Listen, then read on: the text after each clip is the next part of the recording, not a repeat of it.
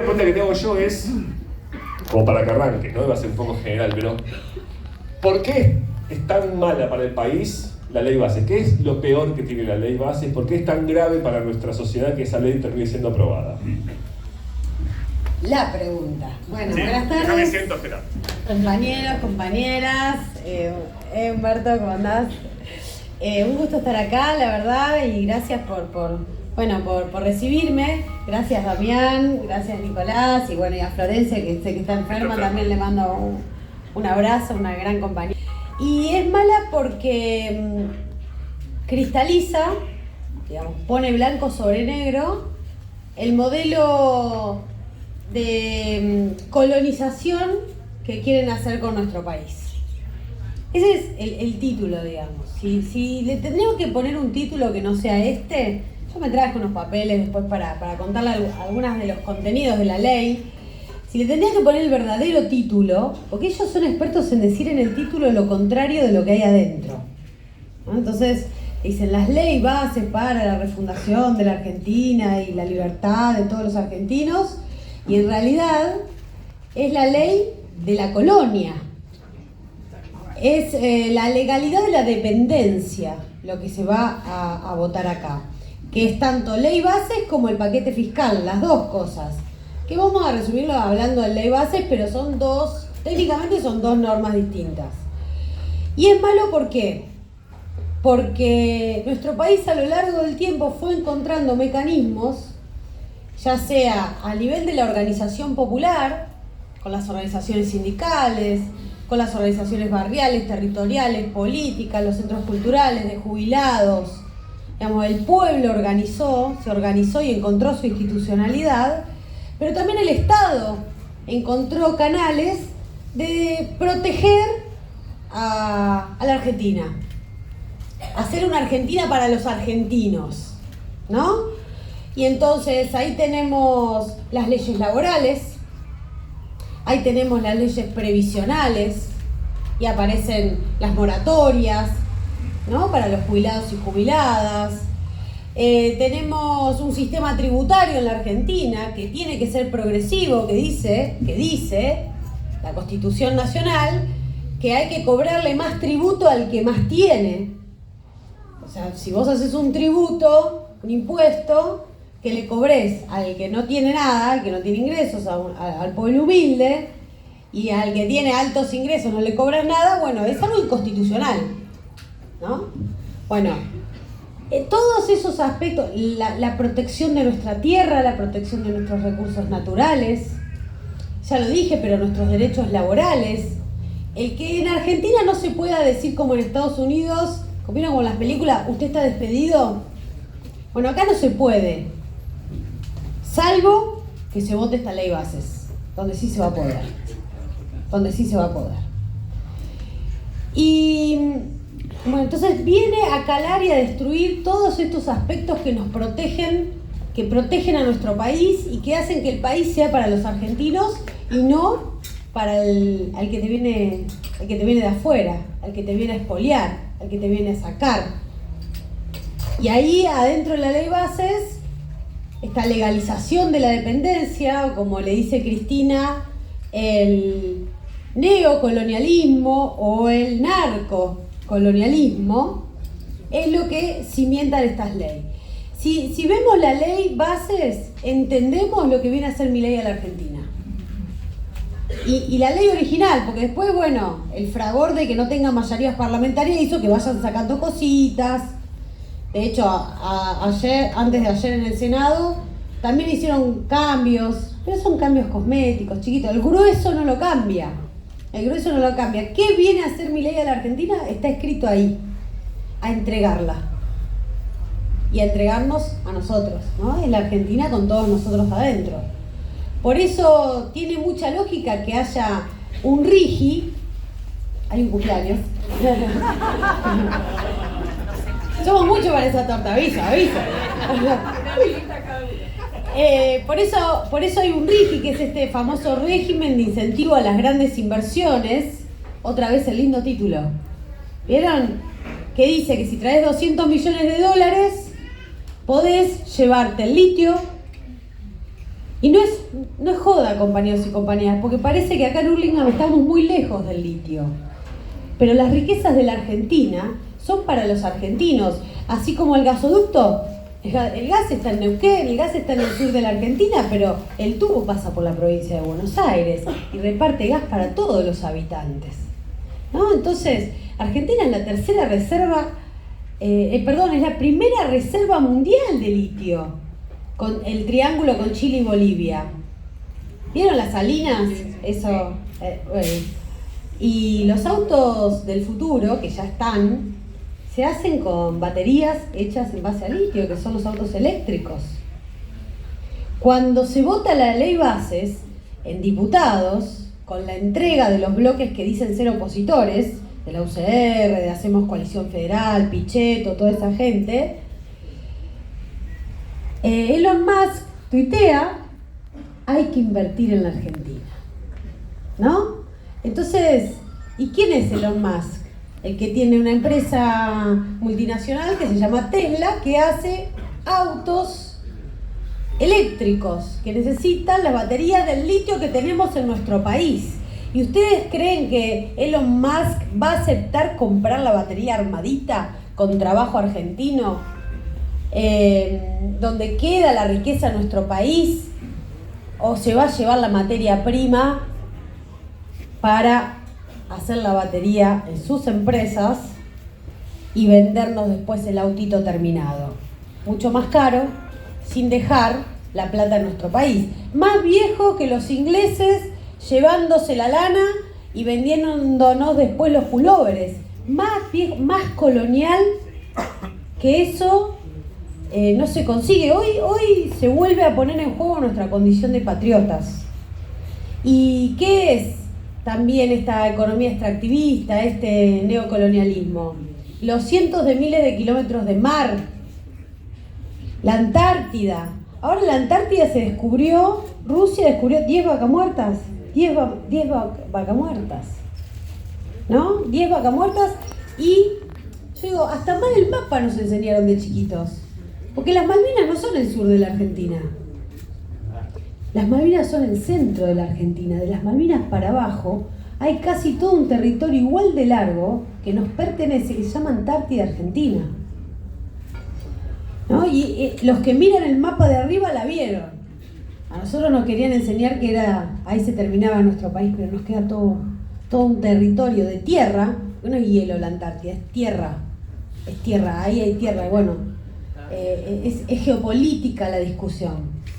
El gas, tercera reserva de gas no convencional del mundo somos. Ustedes son los dueños de la tercera reserva de gas no convencional del mundo. Porque esto de después se paga caro el gas que traes de afuera. ¿Por qué vamos a traer gas de afuera si nosotros, GNL, ¿no? ¿Por qué lo vamos a licuar en otro lado si nosotros lo podemos hacer acá? Y fíjense qué peligroso esto. Qué peligroso que había un acuerdo con Petronas, ¿no?, para licuar el gas en la Argentina, es decir, agregar valor, trabajo, hacer un proceso de industrialización, no solamente llevar, traer después todo armadito. Que ya Petronas, ¿qué te dice esta empresa internacional? No, yo ahora quiero el RIGI, que no me van a cobrar ningún impuesto por llevármelo. Y quiero el RIGI, no quiero contratar argentinos con las leyes laborales argentinas y con los sindicatos argentinos. No, y no quiero pagar el impuesto país, y no quiero pagar el IVA. O sea, los que van a venir de afuera no van a pagar el IVA que todos nosotros pagamos cuando vamos al supermercado a comprar la leche o cualquier otro producto. Ellos no van a pagar el IVA y se van a llevar nuestros recursos naturales. Esto está en la ley bases y tiene todo que ver. Entonces, pienso en las reservas de agua que tenemos, pienso en nuestra pampa húmeda, en nuestro agro, y entendemos por qué Milei, cuando se juntó con los empresarios allá en Bariloche, les dijo: yo me ocupo de la macro, todo lo demás no me importa. ¿Y qué es la macro? Esto. Los que miran el mapa desde arriba ven los recursos naturales que tenemos, cómo necesitan llevárselos, y esa es la ley bases. Es la legalidad, es la famosa seguridad jurídica de los que van a venir a expoliar nuestro país. En síntesis puedo resumirlo ahí, después puedo entrar en el tema laboral, pero... Bueno, ¿quieren seguir haciendo preguntas? Pero para que quede claro, ¿no? Resumen, la ley bases viene a garantizarle la legalidad a los que se van a llevar los recursos naturales de nuestra tierra, que es lo que nos hace ricos. Pues hay que agregar valor, redistribuirlo, generar industrias, hacer muchos gasoductos Néstor Kirchner, hacernos tener nosotros, ya se estaba comenzando un proceso para hacer las baterías de litio en la Argentina, ¿no? Digamos, ricos solitos no somos. Hay que poner Estado, hay que poner planificación estratégica, hay que poner un montón para que eso genere la riqueza que quede en los argentinos y argentinas. Pero hoy el camino es el inverso, es llévate todo y esta es la ley que te lo va a permitir. Porque aparte, si después viene otro gobierno, porque esto es por 30 años, compañeros y compañeras, está escrito por 30 años el régimen este. Después si viene otro gobierno y quiere derogar esta ley, no va a poder. Y si la deroga, y las quejas judiciales, ya malo es el poder judicial que tenemos, ¿no? En términos federales, el poder judicial Comodoro Pi. Imagínense que lo va a resolver un organismo internacional que es el CIADI. De controversias, el CIADI, que nunca falló a favor de ningún Estado, siempre falló a favor de las empresas. Si alguien alguna vez conoce alguna sentencia de ese tribunal internacional en materia comercial que haya fallado a favor de los pueblos o de una nación o del Estado de una nación, me avisa, pues yo no conozco. Estuvimos revisando antecedentes, todos los antecedentes del CIADI son a favor de las empresas, es decir, estamos así si se vota la ley bases y vamos a estar así por 30 años, no vamos a poder, ni aunque queramos, después vamos a tener sentencias internacionales que nos condenen. Entonces, es la legalización de la dependencia. Cuando se habla de la... a veces yo escucho que Milei habla del siglo XIX, de Alberdi, ¿no? De la generación del 37. Y miren, ni el peor que quieran ustedes buscar, ni siquiera Julio Argentino Roca, o ustedes busquen cualquiera que no les guste. Y bueno, Juárez Selman, ni siquiera, porque esa gente pensó un país. Pensó la necesidad de establecer la nacionalidad argentina. ¿Podemos tener diferencias? O no, o se podrían haber mandado de las suyas o no, pero pensaban un país. Este presidente piensa en la entrega de nuestro país, no en la constitución de una nación, ¿no? Entonces hoy es la azul y blanca. Hoy es como si jugara Argentina al Mundial. El día que se vote la ley bases es como la final del Mundial de Argentina. Ahí se definen muchísimas cosas. Yo hago énfasis en el RIGI porque es el corazón de la entrega. Y después están todos los otros órganos de ese cuerpo, ¿no? Después están los pulmones, que es la reforma laboral, porque claro, tiene que estar de la mano, había que armonizar esa legalización para que la entrega también vaya a atacar a las personas que la pueden evitar, que son los trabajadores y trabajadoras organizados sindicalmente. Entonces, también está la parte previsional, donde atacan la moratoria, en combinación con el paquete fiscal, ingresos brutos, que le sacan el tributo a los ricos, pero vuelven a poner impuesto a las ganancias para los trabajadores y trabajadoras, la reforma de los procedimientos administrativos del Estado, la norma en la cual, a través de la cual el Estado regula su funcionamiento. La norma del derecho administrativo es una norma que le da mucho poder al Estado. ¿Por qué? Porque es el Estado con quién discute. ¿Con nosotros como individuos? Sí, muchas veces sí, pero la mayoría de veces con las corporaciones. Entonces, Cristina decía, el poder del Estado cuando gobernás es de un 20% del poder total. un 20%. Imagínense si encima no vas a tener un soporte de derecho que te permita una competencia más equitativa con una corporación internacional. Bueno, eso también lo barren. Digamos, fueron muy minuciosos los estudios jurídicos de estas empresas que escribieron la ley, y hace muchos años que la tienen escrita. Lo estaban esperando al vehículo, es decir, a mi ley. Estaban esperando al vehículo para poder establecer esa legalidad en la Argentina. Vanessa, nos quedó chico el lugar. Sí, te vamos a pedir si podés venir una vez por semana. Que aumenta la participación de los compañeros. ¡Qué bueno! Una cosa que por ahí está bueno para estar. Lo que más sale en el casa por casa, lo que más sale en las mesas, cuando se habla de ley base, hay mucho desconocimiento, pero cuando se conversa, la preocupación está concentrada en reforma laboral y reforma previsional, así que por ahí, digo, está más concentrada en esos dos puntos. Entonces por ahí, sobre esas dos reformas, nos interesaría ampliar un poco. Me parece que, además, dentro de la laboral, una pregunta que agrego, porque nos han criticado de alguna manera durante los últimos años que no le dimos tanta entidad a los trabajadores informales como a los formales, que los informales votaron a Milei, como si eso hiciera que este tipo de transformaciones no afectaran tanto a esos sectores. Bueno, vos interviniste de una manera muy importante, que es no solamente decir qué significa la ley, sino cómo afecta a las personas. Entonces, ¿qué le podemos decir a los vecinos cuando hacemos un casa por casa o una mesa sobre reforma previsional, reforma laboral, y dentro de reforma laboral esto de los informales y los formales? Bueno, primero la batalla cultural y discursiva en esta materia, compañeros y compañeras. Hay un latiguillo muy fuerte, muy fuerte. Y obviamente... Lo que pasa es que no sé si... Bueno, obviamente en esto siempre hay responsabilidades, porque yo no hablo desde una burbuja que vino volando, ¿no?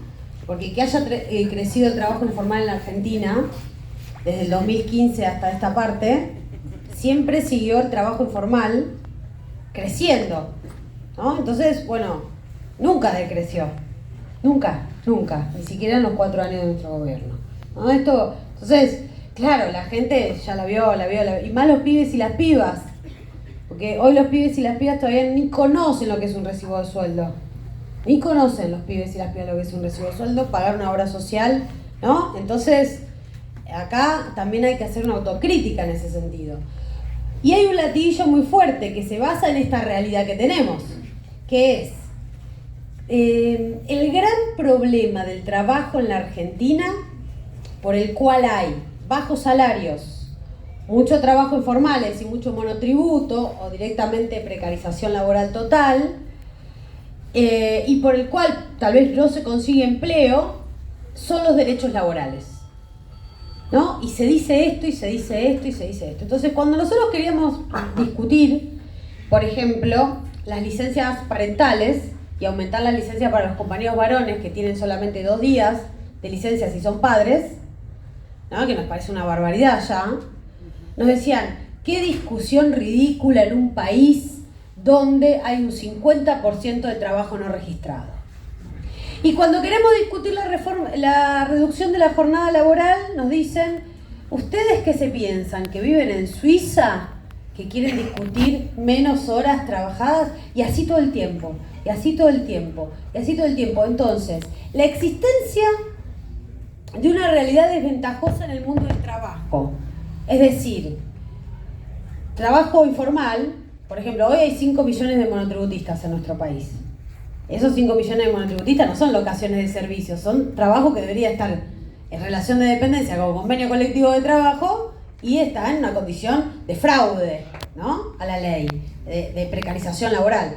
Bueno, es decir, esa existencia de la precarización tiene, para ellos, ¿no? Estoy diciendo los fundamentos de ellos, se funda en los derechos sindicales y los derechos laborales existentes.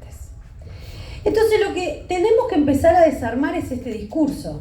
Parece que no podemos ser mejores porque estamos mal. Entonces cuando estemos peores, menos derechos. Bueno, la historia que nos dice, primer punto, la historia. ¿Cuándo crecimos en derechos laborales en la historia argentina? Tomemos de la democracia hasta esta parte. Crecimos en trabajo. Primer punto. Porque los derechos laborales se ampliaron, obviamente, de la democracia hasta esta parte. ¿Cuándo crecimos en trabajo? ¿En qué gobierno? Cristina. Néstor y Cristina. ¿Y en qué gobierno crecimos en derechos laborales? Néstor y Cristina. En los 80 y en los 90 se hizo la enorme flexibilización laboral y eclosionó el mundo del trabajo, terminando en el 2001 con 50% de pobreza, desocupación, etcétera, etcétera, etcétera. Había más desocupación que votos tuvo el índice de Néstor Kirchner. ¿Recuerdan eso? Bueno, y fue la época donde más se flexibilizó el trabajo, más se flexibilizaron los derechos laborales. Porque ¿a qué obedece tener trabajo en blanco, registrado, etcétera, etcétera? No se hace con ninguna ley eso, se hace con un modelo económico. Primer punto. La historia nos dice que cuando tuvimos un modelo económico que fomentó la industria, que fomentó las fábricas, que fomentó el desarrollo productivo, un modelo económico industrializador, tuvimos más trabajo. Y con un gobierno que apuntó a una legalidad pro obrero, en favor del trabajador. Y se incrementaron los trabajos. No tenían problema los empresarios en la época de Néstor y Cristina de contratar en blanco. Y había más derechos laborales que en los 90. Esto es un estudio que Héctor Recalde tiene que es muy bueno, que explica cómo durante los 12 años de Néstor y Cristina nunca se sacó un derecho laboral, sino muy por el contrario, la ley de contrato de trabajo incrementó 25 derechos laborales nuevos. Solo la ley de contrato de trabajo. Solo la ley de contrato de trabajo. Entonces, lo que da o quita empleo, lo que lo hace precario o lo que lo hace registrado y con derechos, es el modelo económico que tenemos en un país. Si se apunta un modelo económico de entrega, de valorización financiera, del mercado de capitales, de la bicicleta financiera, vamos a tener menos trabajo registrado, más precarización laboral. Esto tiene que quedar en claro. ¿Qué vienen a hacer las leyes laborales? Acompañan el modelo económico. ¿Para qué? Para que tu trabajo sea realizado con dignidad. Para que el trabajo sea y se pueda cumplir esa premisa de que uno se realiza socialmente, humanamente y personalmente también en un empleo digno, con derechos, con sindicato, etcétera, etcétera. Entonces, primer punto ese. La historia nos dice que es el modelo económico lo que crea o destruye empleo. La historia nos dice que cada vez que hubo un modelo económico industrial hubo más derechos laborales y también más trabajo en blanco. Entonces, basta de esta soncera que nos instalan de que no se pueden ampliar derechos laborales porque hay mucho trabajo no registrado. Y que parecemos los ridículos que estamos discutiendo ampliaciones de derechos cuando tenés monotributistas. Muchos monotributistas, mucho trabajo precario. Y bueno, para mejorar esa situación hay que plantear propuestas de mejora, no para empeorar. Digamos, si vamos para atrás, vamos para atrás, ¿eh? No se puede ir para atrás y para adelante a la vez. Bueno, en esta ley bases, ¿qué tenemos? Otra vez yo le digo los títulos porque los títulos me encantan. Los títulos están buenísimos. Le ponen promoción del empleo registrado. ¿No? Así se llama el título. ¿Qué hay adentro del capítulo promoción del empleo registrado? La eliminación de absolutamente todas las penalidades para el que no te tiene registrado. O sea, me duele el cerebro cada vez que escucho esto. ¿Se dan cuenta? Le llaman promoción del empleo registrado y te sacan las multas si vos... Va un inspector de la FIP a un establecimiento y encuentra trabajadores no registrados.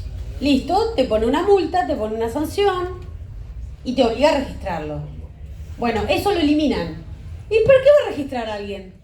Si ya no va a tener ni siquiera una penalidad por tenerlo no registrado. Bueno, todo lo que es el sistema de sanciones. Ojo, quiero decir una cosa. El que tiene un trabajador sin registrar comete un delito en la Argentina hasta que se sancione esta ley. ¿No? Eso va a dejar de ser un delito. Si esta ley se sanciona, tener un trabajador sin derechos va a dejar de ser un delito. Se dan cuenta que tiene todo que ver con entregar al país, porque el país es la gente también. Por sobre todo es la gente. Esta premisa de que la patria es el otro es verdad, compañeros y compañeras. Para entregar un país tenés que entregar a la gente también. Y esto es lo que estamos viendo en esta ley bases. Después le llaman, esto está buenísimo, modernización laboral. Quiero decirle una cosa con este título, el de modernización laboral. Y ojo, acá no habla de los algoritmos, de la economía de plataformas, no habla de la inteligencia artificial y cómo cambió los procesos y las relaciones laborales. No, modernización laboral, que le robó a Cristina aparte, se lo robaron a Cristina el título. Cuando ellos hacen la primera ley bases, allá por enero, si mal no recuerdo, ¿qué año? ¿Cómo ya estamos en junio? Cuando hacen la primera ley bases, tremendo, no le ponen modernización laboral, le ponen reforma laboral. Cuando Cristina saca la carta y sienta las bases de la discusión y dice, yo estoy dispuesta a discutir una modernización laboral. A esta segunda ley base le pusieron el título ese, le pusieron modernización laboral. En la primera no lo tenía ese título. ¿Para qué? Para engañarnos. Esto sin engaño no pasa. Diciendo la verdad no pasa. ¿No?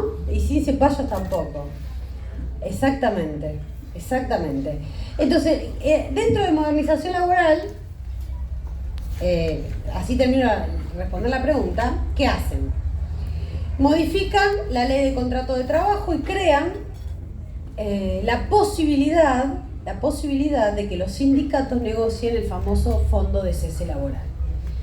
Nosotros tenemos un sistema de protección contra el despido arbitrario. Esto que les decía, acá no te pueden decir usted está despedido. ¿Por qué me despide usted? Porque no me gusta tu cara. Está despedido. No se puede hacer eso en Argentina. Y si haces eso, se llama despido sin justa causa y tiene un agravante, una indemnización o varias indemnizaciones. De hecho, cuando llega Néstor, además de reactivar las paritarias en su momento, lo que impuso fue la doble indemnización. Y la doble indemnización para evitar despidos. Porque la indemnización no está hecha para ser pagada, está hecha para no ser despedido. ¿Se entiende la lógica de un sistema indemnizatorio poderoso como el que tenemos nosotros? Bueno, el fondo de cese, ¿qué sería? Sería la creación de una... Como que vos viste cuando te pagan la jubilación por anticipado, que también la sacan la moratoria. Bueno, sacan la moratoria pero ponen esto, vos te pagas tu despido. Te vas pagando el despido.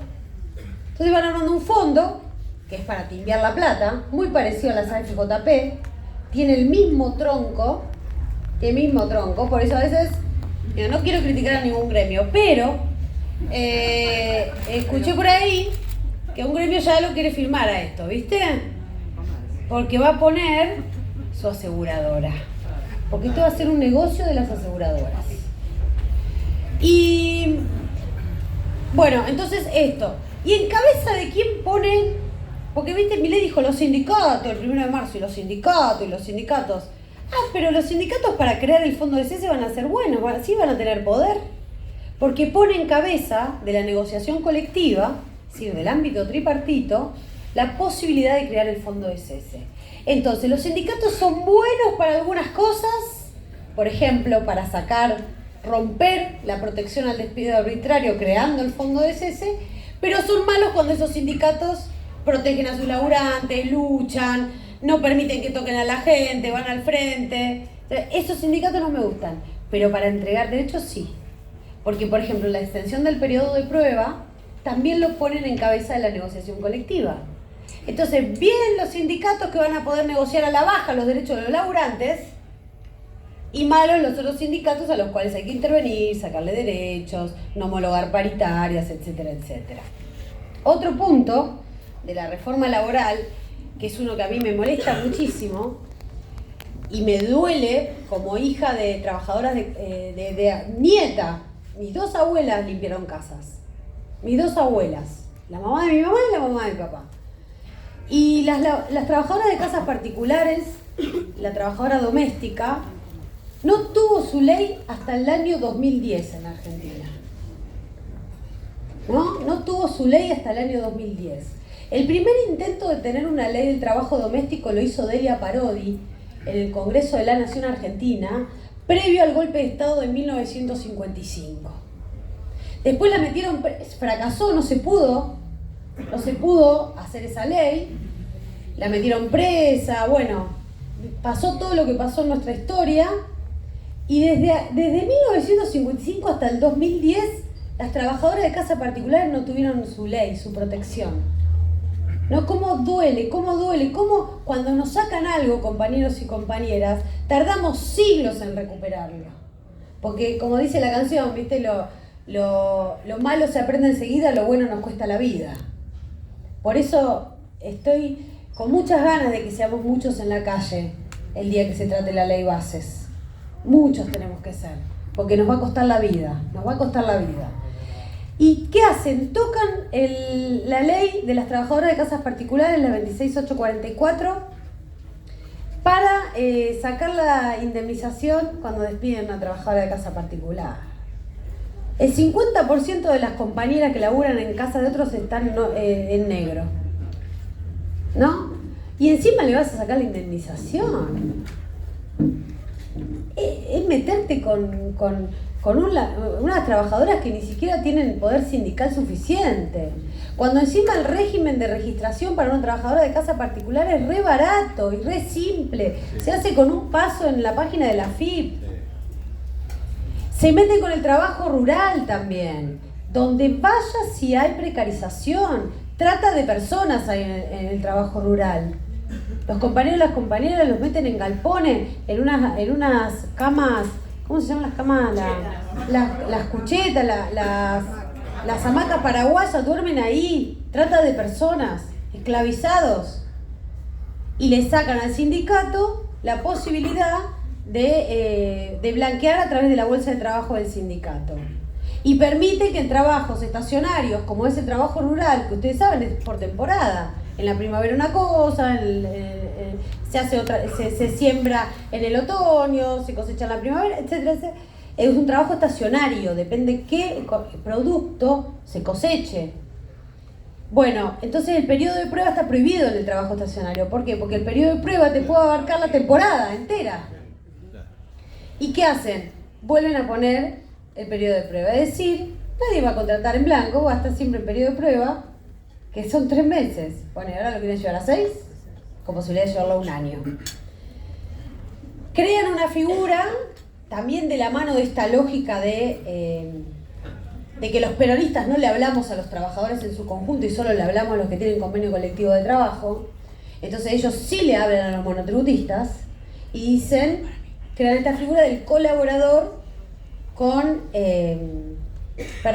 de los colaboradores, de que bueno, yo soy la jefa, tengo 5 personas, ahora lo bajaron a 3 en el Senado, que son mis empleados, pero yo los voy a llamar colaboradores.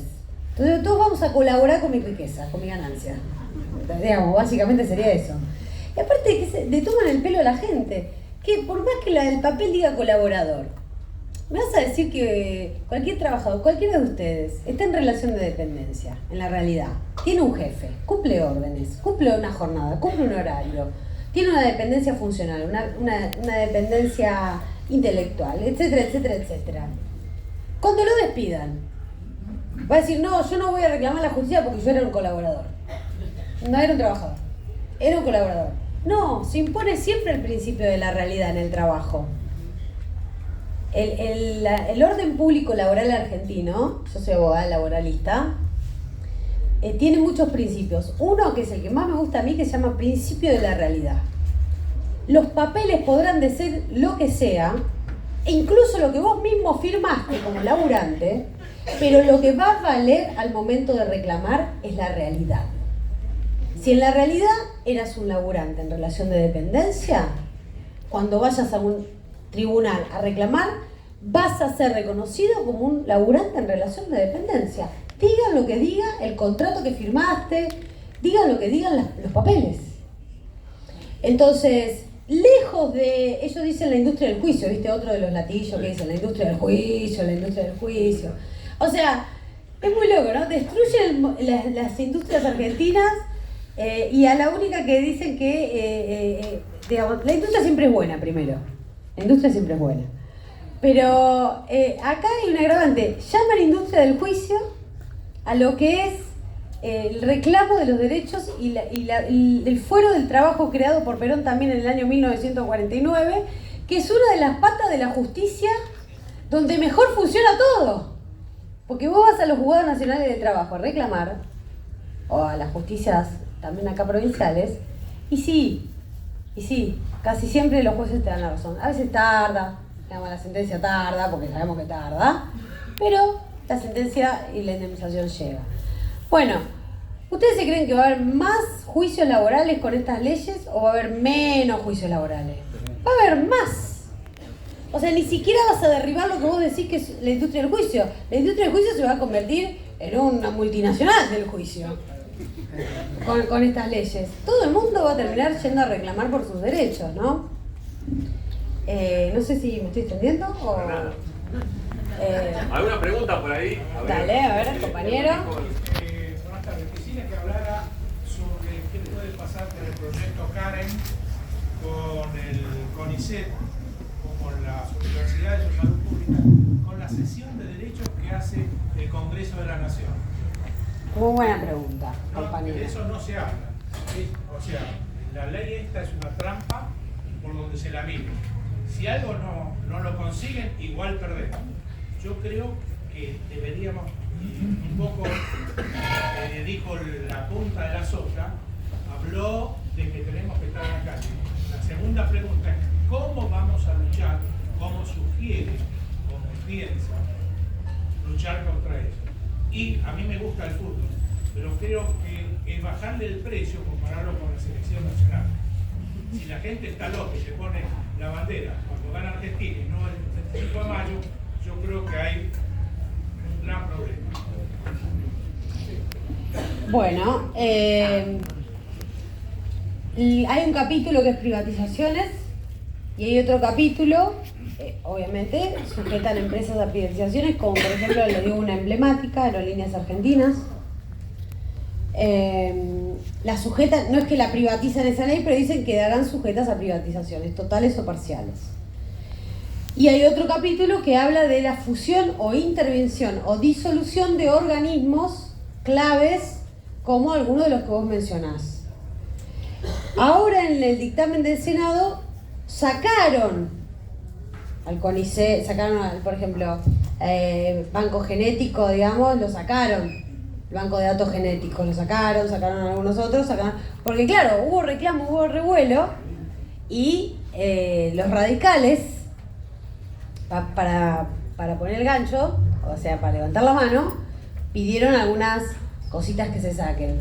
Pero son organismos que lo sacaron de la parte de disolución, o sea que el Estado los puede disolver, pero los dejaron en la parte de intervención o de fusión. O los desfinancian y listo. Y aparte los desfinancian y listo, porque es una política pública. Por eso yo a veces creo que mi ley necesita esta ley base porque la necesitan las multinacionales, pero para implantar el modelo económico no necesitas ninguna ley.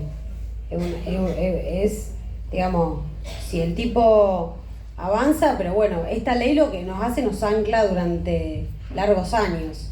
Si quieren les puedo leer, me lo traje también, pues le digo la verdad, se fue y se vino tantas veces con esta ley que yo ando con los apuntes para todos lados, porque va cambiando todo el tiempo. No quiero decir una cosa que no sea, pero lo que quedó sujeto a disolución, ya les digo,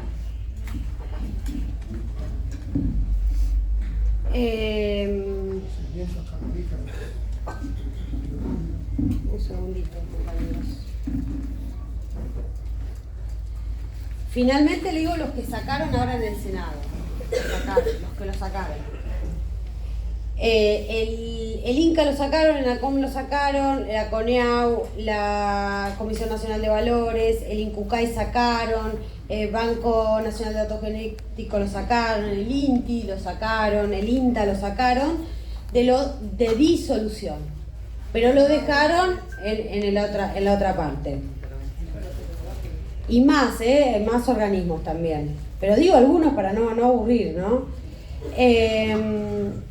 Después agregaron que el banco de datos genéticos tampoco se podrá intervenir, ¿no? Ahí fue por todo el ruido que se hizo con la abuela, la madre de Plaza de Mayo. Pero todo lo demás lo dejaron, compañeros y compañeras. Esto de que querían hacer, ¿por qué el peronismo no vota ahora si hace una mayoría agravada? Porque ¿qué pasa con una ley cuando nosotros tenemos 2 cámaras? Se vota en diputados, pasa a Senado. Si el Senado le hace cambios, vuelve a diputados, de nuevo, para que sea votado de nuevo. Si el Senado tiene una mayoría de 2/3 cuando hizo sus cambios, cuando va a diputados, si diputados quiere rechazar esos cambios, tiene que tener una mayoría de 2/3. Entonces, en la trampa de la UCR, decían, voten con nosotros en Senado para llegar a 2/3, así cuando va a diputados no la pueden cambiar. Pero el RIGI sigue igual. La entrega de 30 años de los recursos naturales sigue igual. La reforma laboral está peor, porque la empeoraron. Porque ahora te criminalizan. Si haces un bloqueo en una fábrica, ahora es delito, con lo que hicieron en el Senado. La empeoraron a la reforma laboral. Solo hicieron algunos cambios cosméticos de cosas que hicieron mucho ruido en el corazón argentino, en cosas que no tienen mucho debate en Argentina. Por ejemplo, la madre y abuela de Plaza de Mayo. Entonces, en eso no lo cambiaron. Pero en lo sustancial está igual. Y quieren que el peronismo tenga la incoherencia de votarlo. Una locura. Una locura. Los radicales para lavarse la ropa han llegado a hacer cada cosa que la verdad es insólito. Y con respecto a la metáfora, la comparación que hice con... porque yo me acuerdo de los 4 millones de que éramos en la calle. Yo amo a los números, pero no los puedo comparar. No. Seguramente más que vos. Y amaba por... Y yo soy Racing, ¿vos de qué cuadro sos?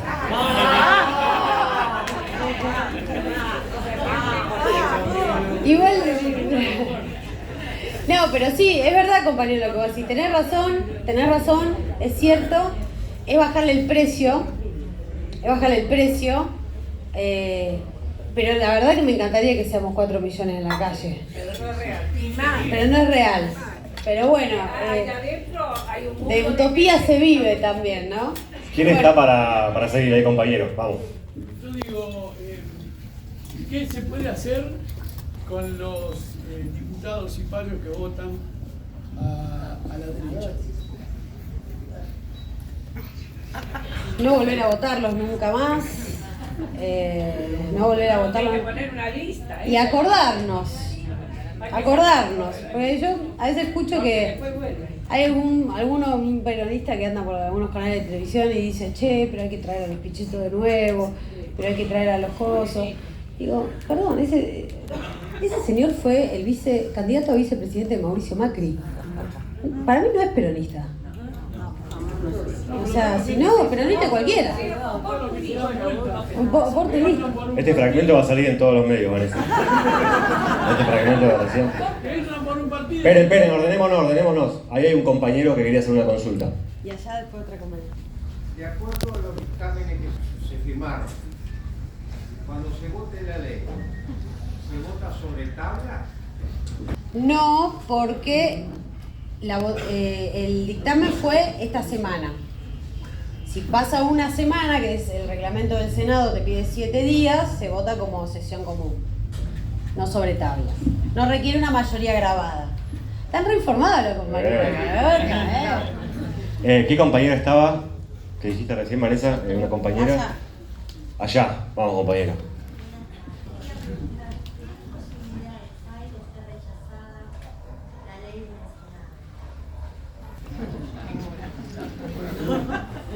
Esto también va a salir en todos los diarios. Nadie filma. Lo que voy a decir, esto va a salir en todos los diarios. Lo que hagamos en la calle.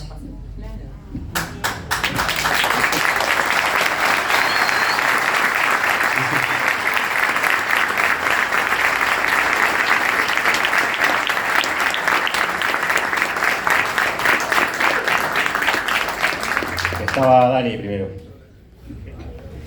Trabajo. Decir que para cambiar un modelo económico a veces no es necesario a través de un cambio de gobierno.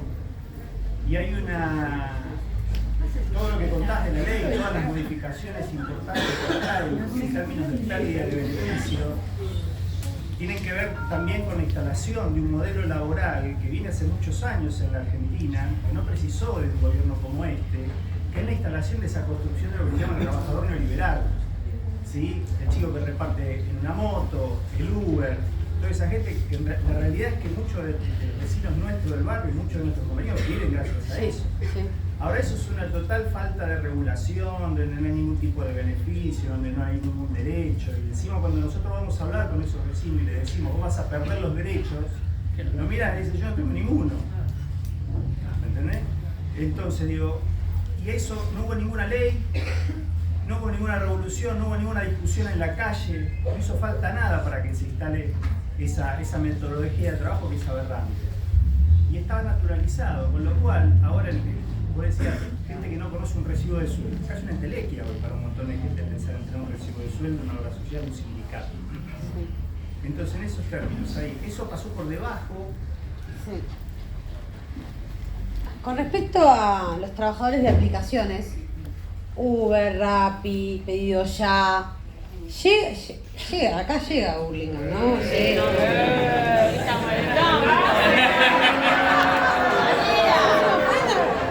Perdón, voy a aclarar.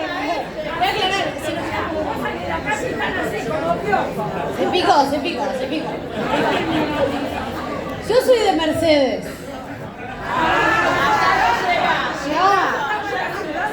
Ustedes son Burlingame, claro, bueno, con Urbano bien. Pero en Mercedes no queda tan lejos y no hay Rappi, no hay nada de todo eso, pero bueno, no hay McDonald's, no hay nada.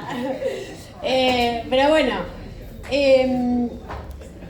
¿cuándo llega Uber a la Argentina? ¿Se acuerdan ese avión que vino? Bueno, me acuerdo de esto, lo charlé con un compañero, el Tano Viviani, que en su momento era el secretario general de los taxistas, que se había opuesto, me dice que sí, un barco, se había opuesto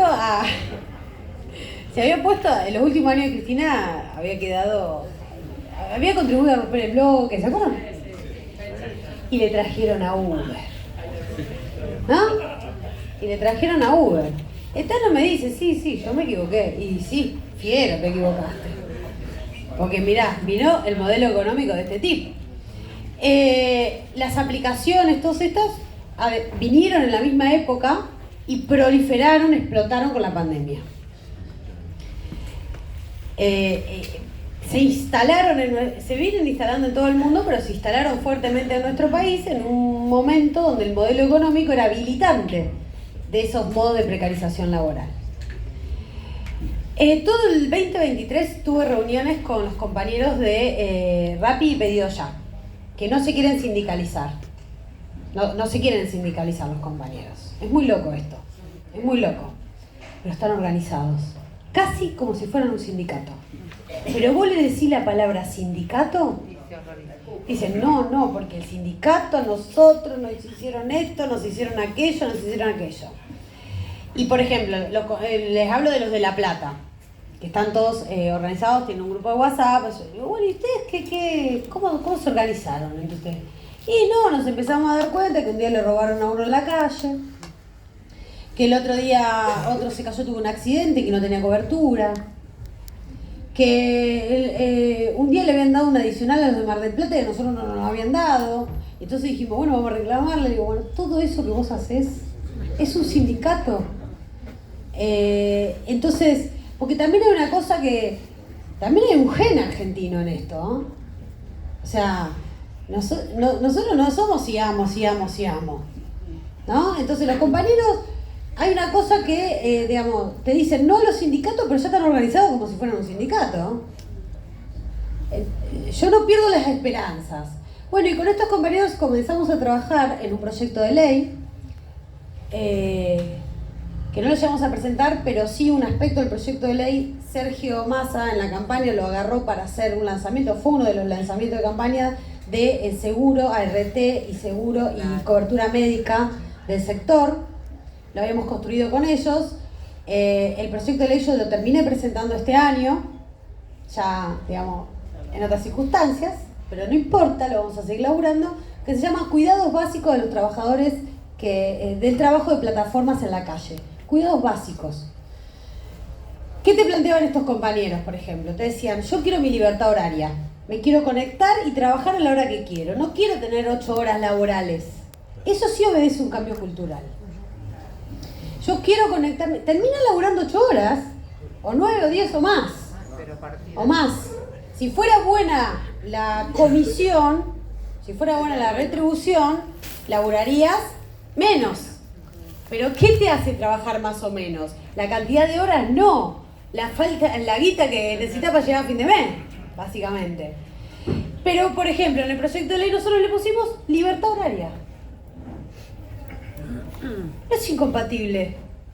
Libertad horaria, siempre con el límite legal de no trabajar más de las horas que la ley impide que trabajes porque tenés que descansar. Más de 12 horas por día está prohibido, ¿no? Pero, digamos, este es el pensamiento de la modernización laboral que por el que hay que apuntar. Los compañeros quieren conectarse y trabajar porque por ahí quieren llevar a la chica al colegio o quieren tener su tiempo para esto.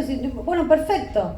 Si nosotros tenemos un régimen legal que le garantice los derechos elementales, las protecciones elementales, ellos van a estar de acuerdo, estos compañeros. Hace falta a veces diálogo. Cuando se presentó un proyecto de ley en la provincia de Buenos Aires, que ellos salieron a protestar, que estaban en contra, fue porque faltó hablar. Entonces nosotros empezamos a hacer un camino diferente. De hecho, hablamos con las empresas también. Y los gerentes de Rappi, los gerentes de Pedido Ya, te dicen que ellos no están en desacuerdo con una regulación en la Argentina. Porque peor sería que vengan los asiáticos, le dicen, es decir, los chinos, y después vinieron con Didi. Porque ellos, en materia de lobby sin regulación, se los pasan por arriba a todos. Les ganan a todos. Y en cambio Rappi es alemana. Eso, digamos, es de otro lugar. Entonces, sí que se puede pensar en la modernización laboral. Y no me cabe ninguna duda que vamos a ser los peronistas que tenemos imaginación y capacidad para pensar en normas laborales modernas. Por ejemplo, la ley de teletrabajo. La ley de teletrabajo, que fue una creación, cuando presidí la comisión de trabajo, unificamos 25 proyectos de ley que había. Ni siquiera presentamos ninguno, ya estaban, había que unificarlos.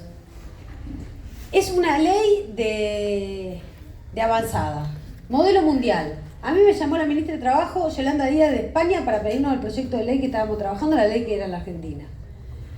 En la Cámara de Diputados, como lo hicimos todo rápido, se votó casi por unanimidad. Cuando pasó al Senado, apareció el lobby de la UIA y de otros, y ya ahí los del PRO, la UCR no lo votaron. Pero se convirtió en ley. ¿Qué falló ahí? La ejecución. Cuando sale la reglamentación en nuestro gobierno, la reglamentación desnaturalizó la ley. Hoy vos tenés una ley buenísima de teletrabajo, pero que no se ejecuta, porque tiene un sistema reglamentario que habilita que el empleador no la cumpla. Es decir, si vos estás laburando de tu casa, con office le dicen, pero nosotros le decimos teletrabajo en Argentina, estás laburando en tu casa, te tienen que dar la silla ergonómica, te tienen que dar los equipos, te tienen que hacer una compensación de gastos si vos pagás el internet, la luz, etcétera, etcétera. Hay muy pocos sindicatos que lograron que esto se esté cumpliendo, porque faltó un Ministerio de Trabajo, autoridad de aplicación, que obligue a generar los ámbitos tripartitos donde los empleadores cumplan con la ley. Entonces, miren, lo más terrible de una ley es que nunca se cumpla. Perón decía, ¿saben cuál es la ley que falta en la Argentina? Una que diga que hay que cumplir todas las leyes existentes.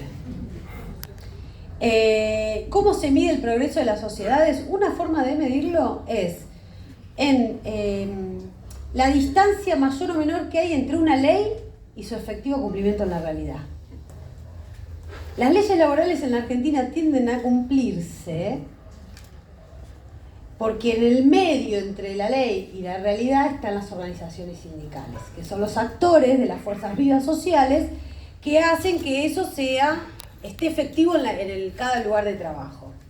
En la medida que esto falle, el Estado y las organizaciones de la sociedad civil, en la medida que no haya una presencia fuerte de estos dos actores, las leyes pueden ser hermosas, compañeros y compañeras, pero no se cumplen. Y eso Cristina le dijo insatisfacción democrática también. A eso Cristina le dijo insatisfacción democrática. Compañero. ¿Qué tal? ¿Qué hace, compañero? O sea, una pregunta. ¿A cuánto estamos de que se vote o no se vote? O sea, por lo que veo vamos más o menos empatados, ¿no? Los números Sí. del Senado. Te comento porque yo soy camionero, soy trabajador, bajo relación de dependencia, qué sé yo. Con el compañero Sergio Massa, desde diciembre, logramos que no nos cobren el impuesto a la ganancia. Eso representó muchísimo para nosotros en nuestra actividad. Hoy están peleando para volvernos a cobrar el impuesto a la ganancia y peor por lo que sé. Eso representó mucho, ¿por qué? Porque a su vez a los compañeros que trabajamos por producción pudimos producir más y no solamente dejar de pagar lo que pagábamos de impuesto a la ganancia, sino ganar muchísimo más al seguir trabajando más, porque no me vas a cobrar el impuesto a la ganancia, le pongo más gana y laburo. Sí. ¿Me entendés? Sí. Que es más o menos lo que pasa, que explicabas recién con los chicos de rap y eso, que los horarios que ellos laburan de acuerdo a lo que ganan, ¿no? Sí. Entonces, eso nos representó muchísimo como trabajadores. Lo que pasó con el impuesto a las ganancias, capaz que no. Puede ser. Hola, hola, hola. Bueno. Hola. Sí. Lo que pasó en el Senado con el impuesto a la ganancia, que la única modificación que le hicieron es el 22% por zona fría para el sur de la Argentina, digamos. Pero todo lo demás quedó igual. Es decir, los votos nuestros son 33 senadores. Los 67, que son en total, todo el resto los tendrían. Por eso es tremendo. Por eso es tremendo, por eso también celebro que Pablo Moyano haya llamado el lunes a las 15 horas a todas las regionales de la CGT para convocar a la ley bases. Sí, me llegó hoy el mensaje. Y sí, porque tenés reforma laboral, impuesto a la ganancia, o sea, es la síntesis de todas nuestras luchas. Sí, todo. Estaba ahí Ara. Supongamos que no llega a salir la ley de que a raíz de la presión en la calle los diputados cedan y no sale la ley del Senado. ¿Qué otra herramienta o qué otra posibilidad tiene el oficialismo para sacar adelante este proyecto? ¿Qué otras herramientas tiene? DNU. Recordemos que el DNU también está vigente. Yo soy una insistidora serial en mi bloque para que, aunque perdamos, convoquemos a sesión para derribar DNU. Aunque perdamos. Una votación. Volvemos a pedirla, perdemos 2. Bueno, ¿quién te dice la tercera la ganamos? Porque las posibilidades se generan, compañeros y compañeras. Pero las herramientas legales son esas. Es el decreto de necesidad de urgencia. Cuando no tenés ley, tenés decreto de... Ahora, no toda materia puede ser sujeta a decreto de necesidad de urgencia. Tiene que haber una necesidad, una urgencia y el Congreso no está funcionando. Si perdiste una ley, no podés sacar un decreto. Es como, ¿me entendés? Estás perdiendo el fútbol, para el compañero que es futbolero te lleva la pelota, ¿me entendés? O sea, no.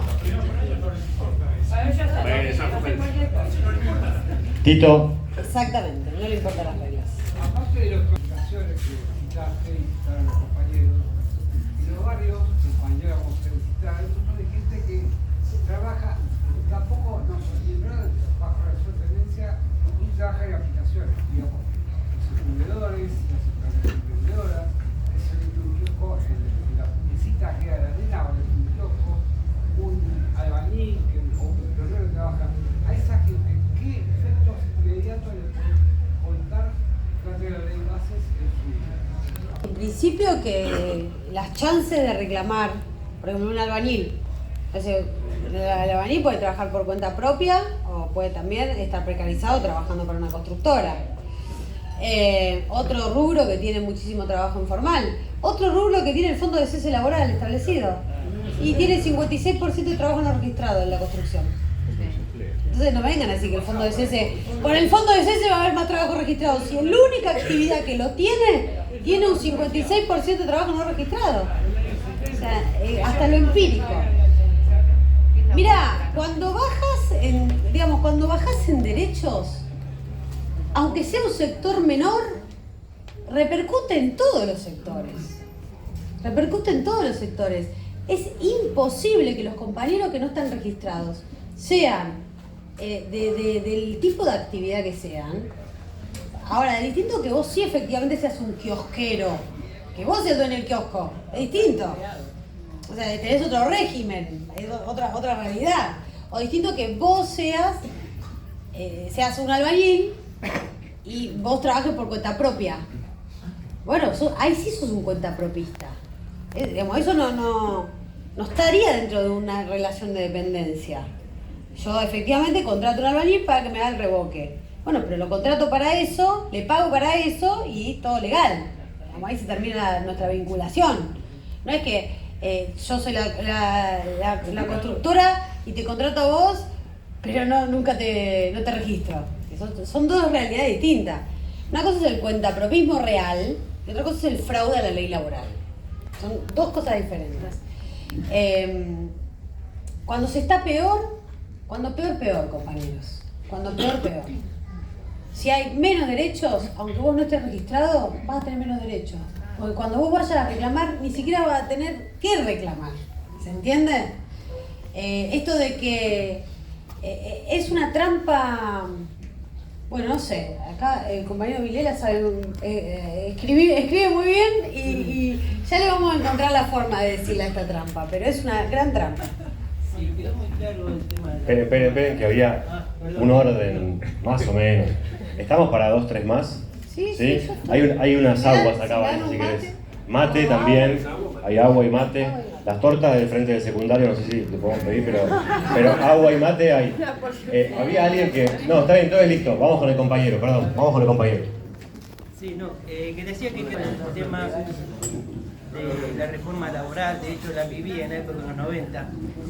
Ahora, para explicar así brevemente, ¿qué irá a pasar con las futuras jubilaciones? Digamos? Bien, buena pregunta. Las futuras jubilaciones. Nosotros tenemos un régimen previsional en Argentina que tiene, después de que en el año 2009 echamos a las AFJP, ese gran curro, que era el sistema de capitalización individual, pasamos al régimen histórico que tuvimos, que es el régimen de reparto, que es un régimen que es universal, es decir, para todos por igual, solidario, y esa solidaridad se la llama solidaridad intergeneracional, porque no es que yo pago y capitalizo, ahorro mi futura jubilación. Yo pago las jubilaciones yo soy un trabajadora activa, pago la jubilación con mi 11%, si estoy registrado, etcétera, etcétera. Digamos, si hay más trabajo no registrado, vamos a estar peor, porque nadie va a pagar el 11%. Pero yo pago la jubilación de hoy. Y los que vienen atrás mío me van a pagar la jubilación a mí. Por eso se llama solidaridad intergeneracional. Es universal, es de solidaridad intergeneracional y es mixto. El 50% está conformado por tributos. No es solamente el aporte, la contribución del trabajador. El IVA también va a la jubilación. Y eso se hace a través del Fondo de Garantía de Sustentabilidad, que son los ejes que quieren atacar, ¿no? Ahora el martes que viene tenemos una sesión especial pedida en diputados. La semana que viene va a ser tremenda, pero bueno, ahí, por ejemplo, los radicales dicen que el Fondo de Garantía de Sustentabilidad se tiene que liquidar para pagar las cajas jubilatorias provinciales. Ahí estamos en desacuerdo. Porque si vos rompés el Fondo de Garantía de Sustentabilidad, fíjate que la palabra lo dice. ¿Qué carajo es el Fondo de Garantía de Sustentabilidad? Es un fondo de plata que garantiza que el sistema sea sustentable a largo plazo. Y los recursos de ese fondo vos los podés invertir. ¿Se acuerdan que creo que era General Motors? si no mal recuerdo, en la época de Cristina, que se le había dado un crédito desde el Fondo de Garantía de Sustentabilidad. Y voy a decir, ¿para qué le dieron de ayer? Y porque generó inversión, puestos de trabajo y la economía, círculo virtuoso de la economía. Lo canceló antes. Ahora, si vos vas a tener menos trabajo registrado, ya tenés una merma. Si vas a tener un sistema tributario regresivo, por ejemplo, bajar bienes personales a las altas categorías, vas a tener una merma. Si encima vas a tener la amenaza, la espada ahí que te van a destruir el Fondo de Garantía de Sustentabilidad, y camino a qué va a ir, a decir que el sistema, una palabrita que la usan, es insustentable, y entonces hay que volver a qué, a las AFJP, que recordemos una cosa, las AFJP las vamos en el 2008 porque fracasaron, porque nosotros éramos comunistas o no sé cuánto, fracasó el sistema. Los bancos se llevaban cuantiosas comisiones, era un negocio para pocos y no estaban pagando las jubilaciones. Lo mismo que pasó con YPF, lo mismo que pasó con la aerolínea argentina cuando lo recuperamos. Ellos ya fracasaron. Porque después ellos son los pragmáticos y los eficaces y los eficientes, y nosotros los ideologizados. Hoy Milei está demostrando que tiene una ceguera ideológica tan profunda que lleva a no repartir cientos de miles de kilos de comida en donde se necesita, ¿no? Venía escuchando a Margarita Barrientos. O sea, a ningún comedor le mandaron nada. Entonces, digamos, ustedes no son eficientes para nada, son inútiles, ¿no? Estaba Pablito ahí. Tengo una pregunta específica del artículo del RIGI, que es cómo es que todas las cuestiones específicas de eso terminen en el CIADI. Se llama prórroga de jurisdicción. Vos podés determinar una ley ante una controversia que justicia la va a resolver. ¿Qué organismo judicial lo va a resolver? ¿O qué organismo imparcial lo va a resolver? Casi siempre, como estas se llaman inversiones en dólares, ¿no? Entonces, como las inversiones, digamos, los dólares no están en la Argentina, se parte de esa base, efectivamente no están en la Argentina. Tenemos, se lleva la cuenta de más de 80.000 millones de dólares fugados en nuestro país. Podremos pagarle al Fondo Monetario y sobrar, ¿no? La mitad. Como los dólares vienen de afuera, casi siempre cuando los dólares vienen de afuera, aparece esta famosa prórroga de jurisdicción, es decir, dejo de lado la soberanía judicial argentina para cederla en los sitios, en los lugares, en los países de los que me van a traer los dólares. Pasa también con los créditos internacionales. Hacemos ahí la última, compañero. Puede ser que el Fondo de Sustentabilidad está conformado con un título de activos. Uno de los activos que tengo entendido que se conforman son acciones de las principales empresas del país. Así es. Lo cual nos da el derecho de sentarnos en los directorios de esas empresas. ¿Puede ser?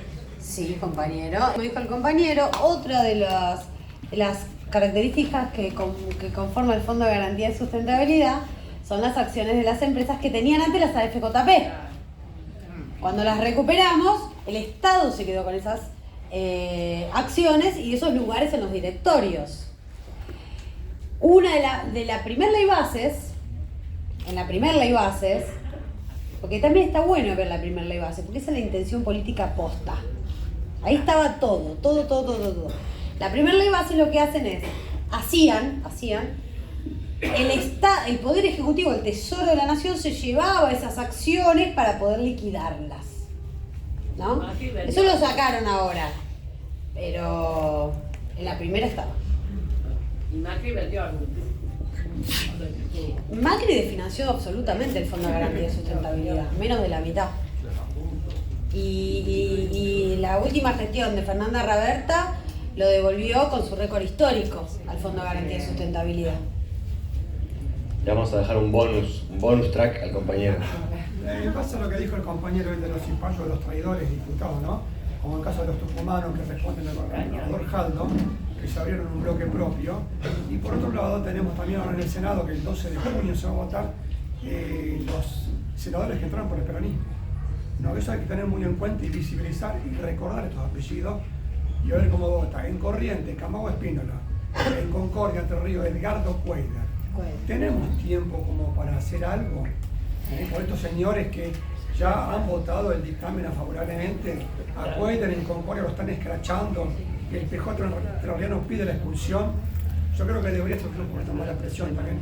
Estos dos que serían 35, después el resto de ese Río Negro lo canjea por una rotonda en Choel. Acá fueron muchachos todos al arreglo, por mi ley. Hagamos los gobernadores y diputados. Cornejo canjea por obra de 1.000 millones en Mendoza. Una rotonda al gobernador de Río Negro lo canjeó Choel. Yo creo que habría que hacer algo políticamente. Bueno, ahí tengo para decir varias cosas. Sé que los compañeros de esas provincias, por ejemplo, hoy leí un comunicado del Partido Justicialista de Entre Ríos donde lo mataban a Cueder y están moviéndose los compañeros de cada provincia. Cuando se votó la ley bases había unos carteles gigantes hermosos con las caras de estos, cuando se votó en diputados, ¿no? Había un montón de compañeros que habían llevado las caras de los entregadores en la ley bases. Todo mecanismo es bienvenido, pero sí tengo algo bueno que decir. Los compañeros de la provincia de Buenos Aires, los compañeros diputados y diputadas de la provincia de Buenos Aires, los compañeros senadores y senadoras de la provincia de Buenos Aires, todos votamos bien. La Unión por la Patria. De acá nadie se fue. Así que también esto, cuando después se critican el dedo, ¿tú sabes para qué tiene que servir el dedo? Para esto. Para que después ningún compañero que se siente ahí vote en contra. Porque después, en otros lados...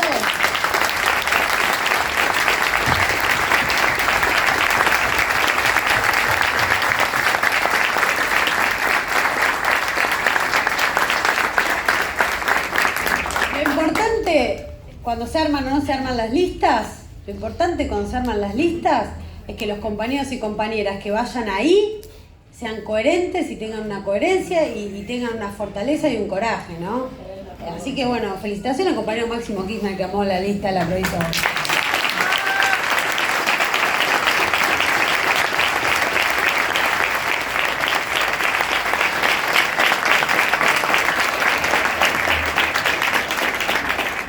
Y bueno.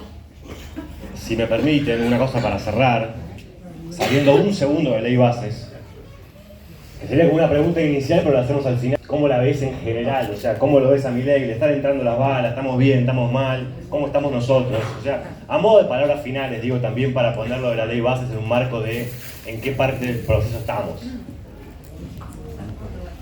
No es más difícil.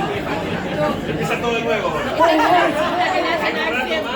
Información hoy termina a las 11:45. Bueno, no. ¿Qué pienso? ¿Qué pienso de cómo lo veo a Milei? Veo que esa gente que conoce más Washington que su propio barrio, ¿viste? Y que mira para allá y que no sabe lo que tiene, no le importa. Me parece que Milei es fruto de miren, si a Cositorto no lo hubieran volteado, era el presidente de la Argentina. ¿Vieron el documental de Generación Zoe en Gozo? Pero es sociológico. Es sociológico. Era el mismo proceso que llevó a Milei. Viste, encima el tipo te decía antisistema. Contra el periodismo, en contra de la justicia, en contra de los empresarios. Y generó una estafa piramidal. Y cuando la gente ponía plata, o sea, no era solamente que le decían vas a estar mejor, además poné plata, y la gente ponía plata y llevaba a su tía, a su abuela y a todo, a meterlos en esa estafa, porque creía, tenía fe, creía en eso, ¿no?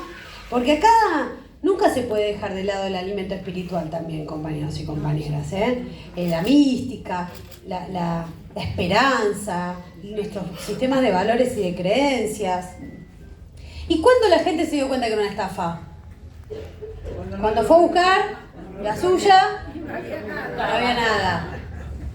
Y se derrumbó, con eso se derrumbaron muchos sueños también. Por eso yo siempre digo que con los compañeros, seguramente que en nuestras familias, alguno que votó a Milei hay. Perdón, en la familia de ustedes, ¿alguno que votó a Milei hay? No. Bueno, pero el sí fue mayoría. Pero el sí fue mayoría.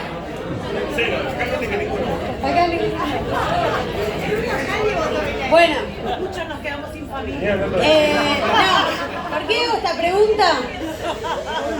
Miren, hago esta pregunta, compañeros y compañeras. Hago esta pregunta porque un día un compañero vino llorando, delegado de mi sindicato, a decirme que su hijo había votado a Milei. Llorando, destruido, estaba mal porque su hijo además le decía, pero hijo, yo soy sindicalista, me van a cagar a palo en la calle. Y el hijo le decía, bueno, ¿para qué vas a ir? Vos tenés familia, tenés que ser responsable, ¿para qué vas a protestar? Y bueno, yo me imagino lo doloroso que debe ser que te diga un hijo eso, ¿no? Lo triste. Y entonces me llevó a pensar en que al hijo de este compañero, cuando se le caiga, cuando se descubra la estafa, ¿no? La estafa de Milei, la estafa de la libertad avanza, cuando se descubre esa estafa, ese pibe va a estar muy mal. Ese pibe se va a desilusionar mucho. Y su papá no le va a decir, te lo dije, pelotudo. No, lo va a abrazar. Primero que nada lo va a abrazar porque es su padre. Lo va a abrazar y le va a decir, mirá, no dejes de soñar, no dejes de creer, porque sí, podemos construir por acá, por este lado, el cumplimiento de todos tus sueños y tus utopías. Entonces yo creo que la estafa de Milei se va a caer, como la de Cositorto, igual. Y Milei va a terminar en la isla Caimán con un coso diciendo, miren muchachos, yo hice todo bien, pero bueno, el sistema.